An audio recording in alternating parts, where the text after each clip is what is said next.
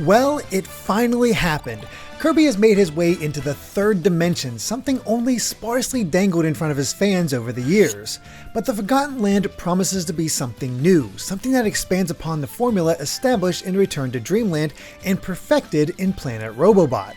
Of course, this 2-minute trailer is only a tease, with the promise of much more to come before it launches next year, though I think I can squeeze out a few more details courtesy of a deep dive analysis. Let's take a look. The trailer begins by showing off a few locations for this new setting, making it tricky to tell that it's even a Kirby game at first. But it doesn't necessarily look destroyed. Sure, there's rubble on the left side and the paint has faded around the posters on the right, but this appears more long abandoned than apocalyptic, as many have assumed. Perhaps it was even under construction before everyone left, which would explain the orange gates near the directory. It then moves to a wider look inside the mall, where more rubble and shuttered stores await. Again though, nothing is destroyed. A chair is tipped over and the escalator is unmoving, but that's about it. The mall itself seems to have 3, maybe even 4 floors based on the walkway at the top right. More pointedly, this mall still has some power as the store light on the left side flickers on and off. Finally, there's a shot of the city itself, something that could only barely be seen outside the doors of the initial scene. But the story here is much the same. Nature has overtaken everything, but the city feels abandoned, not destroyed. It does bring to mind Kirby 64's Shiver Star, but I don't think this is an abandoned planet Earth. The only other things to really note is the large tower in the background and the billboard for a car. Waddle Dees have driven before, but this is a different style as the cars in Planet Robobot had eyes for headlights.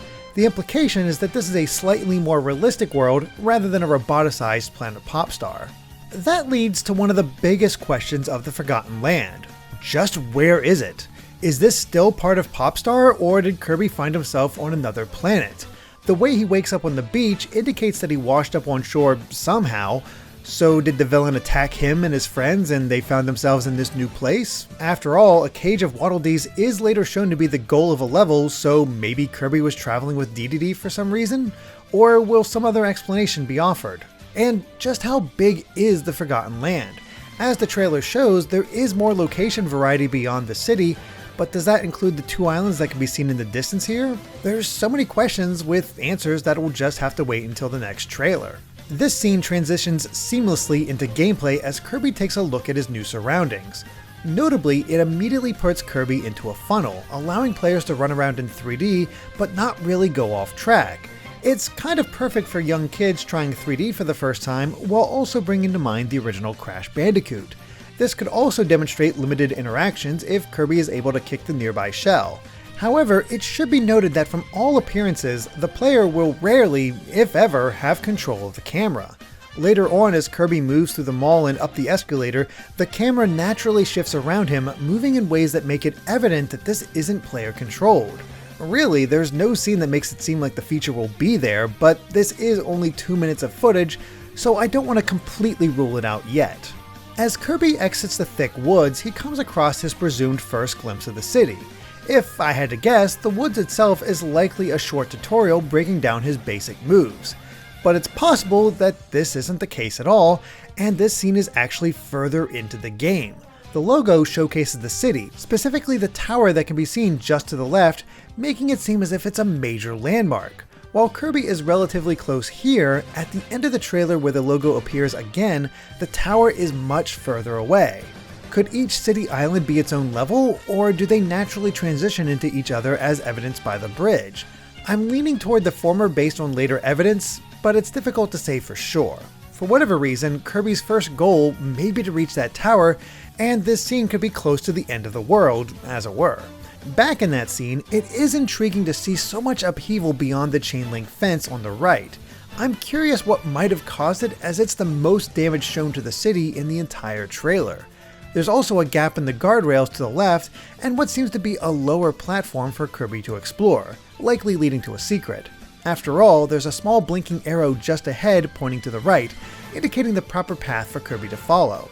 The trailer then returns to the mall, where it's shown that the first 2 sequences of the trailer were located right next to one another. This is also a good time to point out the poster on the right features 2 dogs in space, as that does come up later in the trailer.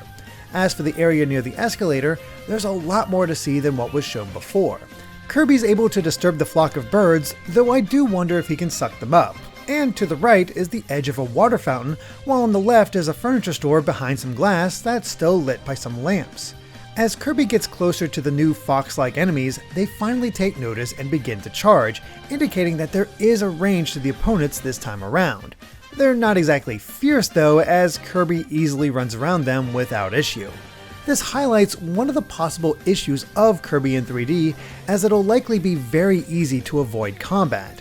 That said, Kirby is meant to be an easy game, and this is obviously early on. Things might ramp up as he progresses. Speaking of enemies, there's an anti-Kirby sign on the left which wasn't there in the opening.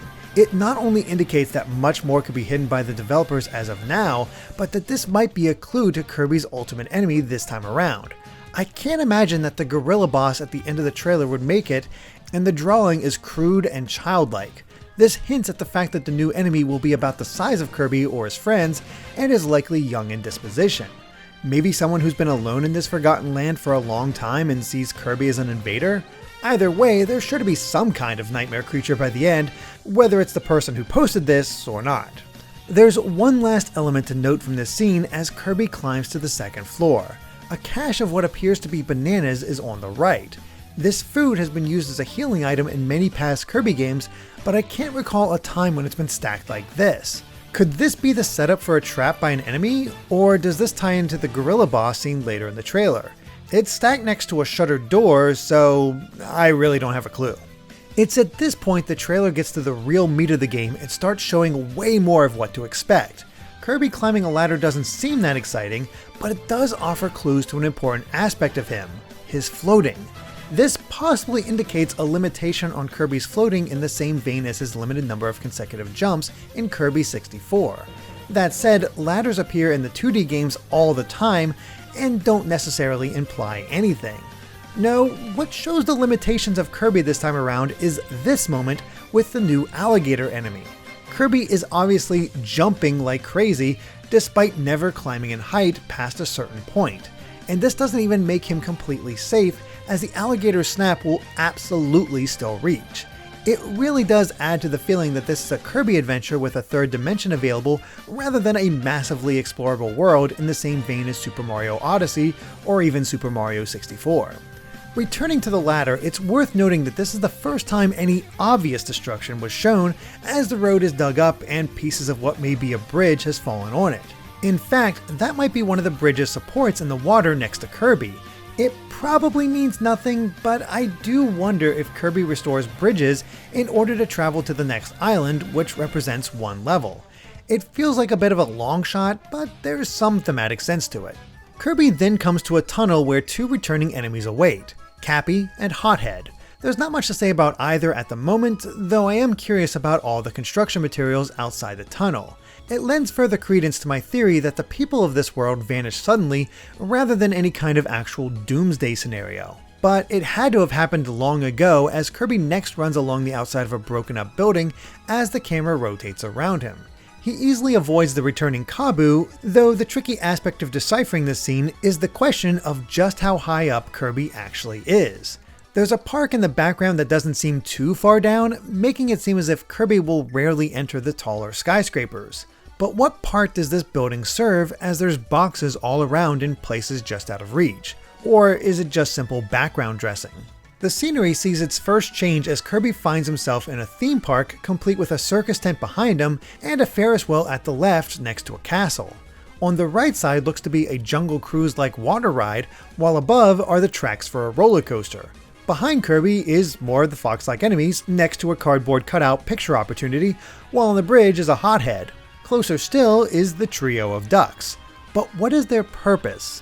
By the end of the scene, Kirby will have led them around a nearby enemy, though does that mean that this is some sort of mission? Does protecting the ducks somehow lead to the end of the level? Are they simply invincible? Or could there be points where Kirby takes on side quests within a level? There's no real clue beyond this scene, as they never appear again. If I had to hazard a guess, I think Kirby has to find a duck at each attraction, then bring him back to their mother to open the way forward, but we shall see, won't we? As Kirby goes down the stairs, the central statue reveals the origins of the dog poster from the mall. They're the mascots of this theme park, which is space-themed. But what really caught my attention is how their bodies are egg-shaped, which might be a nod to the HOW logo itself. Maybe they're the hatched versions of the eggs next to the dog? The wider view also reveals a rocket ship structure on the left, though it doesn't seem to be the origin of the roller coaster. There's also a spiraling yellow building on the right, but there's no indication of what it could be. Continuing on, the trailer shows Kirby using his signature warp star, which will act as the connective tissue of a level, bringing him from one section to the next, just like the 2D games. Here though, it provides a small tour of the city, including a sign for books, which just might be able to serve as a starting point to translate the other signs in the trailer. That said, I think I'm going to leave that to people far smarter than me. As Kirby waves to the camera, another billboard appears, this time advertising what could be a resort. Palm trees surround a fountain and what looks to be a large pool. It's quite possible that this location will reappear as a future level. Although Kirby doesn't land, there is a sneak peek of the next section of the level, which features another Cappy, a Poppy Brothers Jr., and a Shotzo. It's also the first appearance of the flowers that spawn stars when touched. These stars add up to 100, which grant Kirby an extra life, indicating that lives will indeed return in the Forgotten Land. Finally, it's time for Kirby to actually fight, though the foxes don't put up that much resistance. The bigger takeaway is the presence of star blocks in the background and a star disc that pops out of the fox when sucked up. From everything I've seen of the trailer, these seem to be the design of star currency this time around. Usually they're just a simple star, but all of them are encased in this circle. Even the green stars are here from the 2D games and presumably worth more. Naturally, there are a few elements to note in the background, including a ramp, Sir Kibble, the tower from the logo, and a seemingly electronic billboard, though the image on it does not move. There's not much to say other than Kirby's relative closeness to the tower could hint at when this level takes place, but that seems pretty solidly established at this point. The bigger question is what's actually in the tower. As the trailer will show later, it can't be the gorilla boss fight, so is this where the big bad awaits? Or is it highlighted just because it looks cool? I don't know. Another new enemy, a large bull, is shown after and naturally provides more destructive force when shot out from Kirby. There's something else that caught my eye though. Near the tree on the left is one of the fox enemies sleeping next to it. Now, this isn't exactly a huge revelation on the surface, but there's typically only one type of Kirby enemy that is generally seen doing other activities, like sleeping or simply chilling out: Waddle Dee. And like I mentioned before, Waddle Dees are only seen in the trailer in a new golden cage that seems to mark the end of a level. They're the goals this time around, and whatever runs the Forgotten Land has taken them captive. So these foxes seem to be taking the role of cute, easy enemies who sometimes just hang out and not actually fight. It certainly creates a new dynamic for the Waddle Dees, and looking at the cage itself, it's shaped somewhat closely to the gorilla boss at the end of the trailer. Could it be that each world has a unique cage shape, or is this another character that's yet to be shown off? Now, from everything I've seen in this trailer, limited as it may be, this cage marks the end of a level. It's golden like the gold ores from previous games, one of the levels shows it's placed in a corner with nowhere else to go, and they're even attached to the gorilla boss. The only other possibility is an extra collectible that Kirby must hunt down, and that just doesn't seem to be the case. This is a rescue mission, and I'm willing to bet that Kirby will have to rescue Dedede and Meta Knight at some point. Shocking, right? Returning to the scene with the alligator, it's an example of another level type, except this one is much more wide open. There doesn't seem to be barriers anyway, though the warp star on the island ahead indicates something will likely stop Kirby. Off to the right is another food item, which seems to be a picnic basket or basket of cookies, neither of which has appeared as food before. Despite the open ocean, there's plenty of land to explore as Kirby climbs a tower while avoiding Shotzos in some other section of the level. A bomb block can be seen just below, but it's impossible to know what it might reveal. Just below Kirby is another sign pointing him in the right direction, along with two other returning enemies, a Gabon and a Wolf. At the top of the tower is another warp star. The next scene seems to take place on the outskirts of the city, as the greenery certainly matches, but there's few buildings other than the one behind the rocks. Kirby is facing off against a new hedgehog enemy, while in the background is another hedgehog and another piece of food that resembles either a corn dog or takoyaki. There's not too much to say, but a return to the theme park shows an expanded move for Kirby, a dodge roll. When the two alien cutouts jump out, there's a brief frame of Kirby going into his block animation before backflipping away. In previous games, he would only do a spot dodge, keeping him in place. But with the third dimension added, he needs to be able to get out of the way, giving himself more mobility in combat. It's actually a fascinating case study at how classic elements need to change to accommodate the shift in gameplay, something we'll see quite a bit of. The attraction itself likely takes place in the rocket ship I pointed out before, though naturally I can't say for certain. The final element that caught my attention was the door in the background, which looks like the golden doors from the 2D games with the 3 stars above. Maybe this leaves the attraction?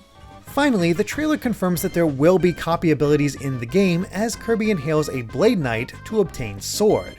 It's something that seems obvious, but Kirby's last foray into 3D, Kirby's Blowout Blast, only allowed him to inhale and spit out enemies, so its confirmation means that the enemies chosen will give clues to what other copy abilities will make it into the game. For example, Poppy Brothers Jr. was shown earlier, meaning that Bomb will make a return despite not appearing in the trailer. And I'll be noting others as they're shown from now on.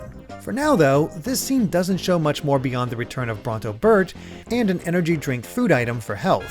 Sword isn't actually shown in action until the new desert area, though it could be that this used to be the ocean as dried out coral stands out alongside abandoned freight containers. The background shows old platforms that might have been an oil rig or some other kind of oceanic structure. Kirby unleashes a flurry of sword strikes on a snake enemy, which seems to be an entirely new move. Usually the sword attack when dashing is the drill stab, but Kirby strikes wider here, perhaps to accommodate the open 3D landscapes. Otherwise, there's a windmill on the left side that could be part of a puzzle while a glowing item rotates around. It looks like food, but I'm not sure which kind it is exactly. To the right are 2 more enemies. One is completely new, though the trailer provides a better look at it later on, but is notable for the blunderbuss strapped to its back, while the other is the returning Scarfy. Back in the theme park, Kirby uses another sword ability, the Spin Slash, and it even has some horizontal momentum. There's even a neat graphical touch in that Kirby leaves a circular pattern on the ground from this move, simultaneously showing just how long it lasts. It also proves that the full movesets of these abilities will be represented in the Forgotten Land, albeit with some changes to make them work better in a 3D environment. Otherwise, Kirby is using this move against a quartet of horror tramps, returning for the first time since Triple Deluxe. Fittingly, they also appeared in a theme park-like level in that game as well. There's not too much else to say about the theme park, and the same goes for the water level that appears next. More pertinent is the return of Cutter after Kirby swallows Sir Kibble. Nothing too crazy, but there are a few more enemies in the background. The closer of the two is a Glunk, which also had its attack pattern changed to accommodate 3D. It now shoots its projectiles in 4 different directions, which is better, but not exactly difficult to avoid. Further back is a Foley, which also grants the bomb ability like Poppy Brothers Jr., and next to it is Naughty, which confirms the return of the sleep ability. Though that does beg the question, will this put Kirby to sleep again like past games, or will his moveset from Battle Royale transition into a mainline game? I'm not hopeful, but it would be really cool. Returning to Cutter, it's not shown as much as Sword, but it can be used to collect distant objects like the green diamond piece here. What exactly the diamond is used for is unknown, but I believe it'll be a collectible in the same vein as Sunstones and Code Cubes from Triple Deluxe and Planet Robobot respectively, unlocking extra goodies. It's definitely not a key of some kind as Kirby doesn't hold it when it reaches him, instead it jingles and prepares to disappear like any other kind of collectible. I do wonder that if I'm right, whether all the collectibles will be shaped like diamonds, or if there will be 4 to a stage with each being a suit from a deck of cards. This could also indicate the existence of extra levels, or promote exploration before allowing players to reach the boss of a world. Otherwise, this seems to be another section of the water world, though likely a different level from the small beaches seen before. There's more of an industrial look as Kirby is traveling through some old facility. The wires at the side likely denote the limits of the path, and presumably the whirlpool offers some kind of danger. That said, it doesn't exactly look hard to avoid. Next up is the return of Needle, although what Kirby swallows to obtain the ability is not shown. I'm pretty sure the hedgehog enemy from earlier in the trailer will provide Needle though, considering that's basically what it does. Kirby himself is back in the shopping mall, but a different area of it despite it taking place next to an escalator.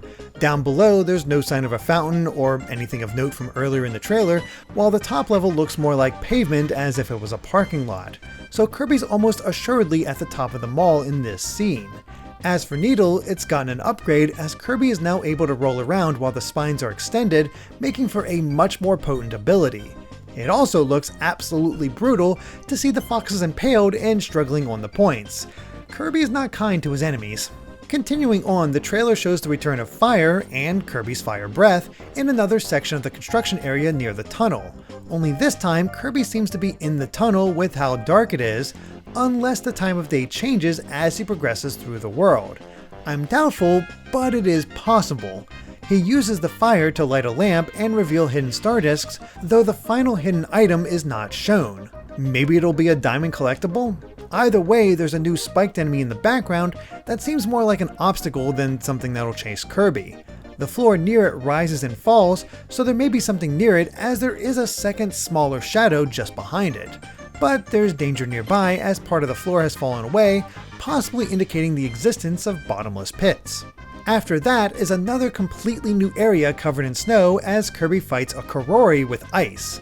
Now, this is intriguing for two reasons. One is that Karori hasn't appeared in a game since Dreamland 3, and two, they didn't grant any copy abilities. Now, it's possible that Kirby got ice from a different creature, but it makes sense to have Karori grant it now, much like how Broomhatter could now give cleaning in Star Allies despite not doing so in Dreamland 3. This is also where the enemy from the desert can be better seen.